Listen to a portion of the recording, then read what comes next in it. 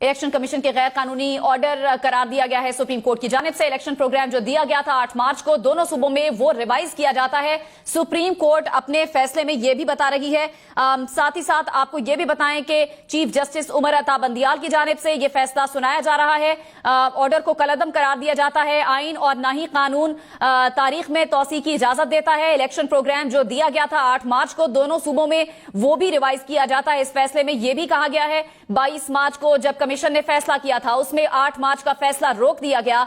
Commission के गैर कानूनी ऑर्डर की वजह से 13 दिन का नुकसान हुआ है। इस फैसले में यह भी कहा गया है कमीशन के गैर कानूनी ऑर्डर की वजह से 13 दिन का नुकसान हुआ। इलेक्शन के प्रोग्राम को मॉडिफाई किया जाता है।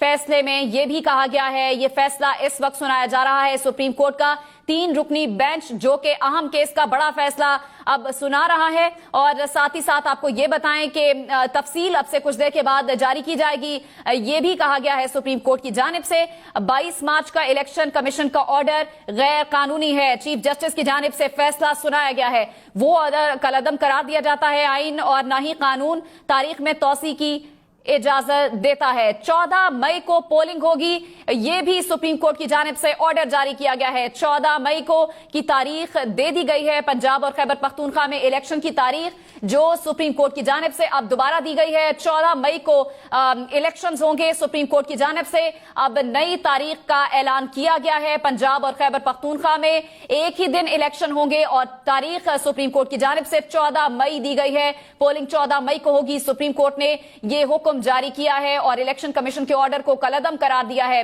आपको यह बताएं कि यह केस सुनने के लिए 5 रुकनी बेंच बनाया गया था। 2 जजेस ने इस केस सुनने से माजरत की थी और साथ ही साथ आपको यह भी बताएं कि 3 रुकनी बेंच ने फिर यह केस सुना, फैसला महफूज किया और अब यह फैसला सुना दिया गया है। इलेक्शन कमीशन के ऑर्डर को कलअदम करार दे दिया गया है और यह भी हुक्म दिया गया है कि पोलिंग अब 14 मई को होगी। दोनों सूबों यानी पंजाब और खैबर पख्तूनख्वा में एक ही तारीख दी गई है जिसमें पोलिंग होगी, इलेक्शन कराया जाएगा। 14 मई की तारीख सुप्रीम कोर्ट की जानिब से दी गई है। खैबर पख्तूनख्वा और पंजाब में पोलिंग 14 मई को होगी। दोनों सूबों में एक साथ इलेक्शन करवाने का ऑर्डर सुप्रीम कोर्ट की जानिब से जारी कर दिया गया है।